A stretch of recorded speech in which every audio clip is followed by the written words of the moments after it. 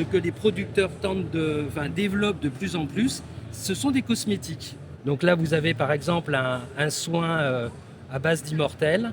Vous avez aussi des sérums. Vous avez même un parfum homme, toujours à partir d'immortelle. C'est la toute première fois que l'Immortel de Corse est représenté en tant que filière au Salon de l'Agriculture. Si d'ordinaire, quelques producteurs montaient leurs produits, cette année, c'est l'association des producteurs d'huile essentielle de Corse, récemment structurée, qui sert de vitrine à tous.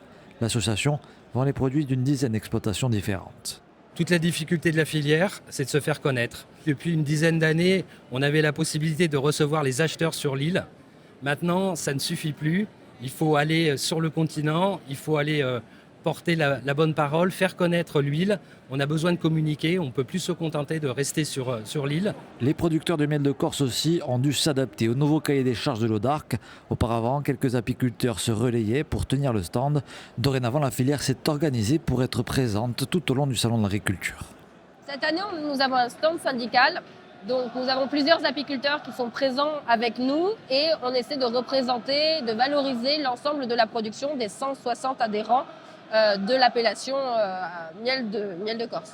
Ça a impliqué pas mal d'organisations en amont, une coordination avec tous les producteurs qui sont montés, de faire un planning évidemment, et puis aussi d'essayer d'être le plus homogène possible au niveau des variétés de miel et des producteurs qui sont représentés.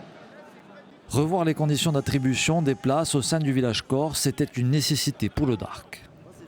C'est-à-dire qu'il n'y avait plus les individuels, c'est-à-dire les exploitants qui venaient à titre personnel vendre leurs produits. L'idée, c'était vraiment que l'argent public qui est mis dans le salon, et vous savez, c'est un événement qui coûte cher à la collectivité de Corse, profite exclusivement aux collectifs, aux filières, et de ce fait, tous les produits qui sont proposés sur le stand cette année viennent alimenter l'autofinancement des filières pour qu'elles aussi, compte tenu des difficultés financières aussi que tout le monde rencontre, elles puissent mieux promouvoir, mieux communiquer grâce à cet argent récolté sur le salon.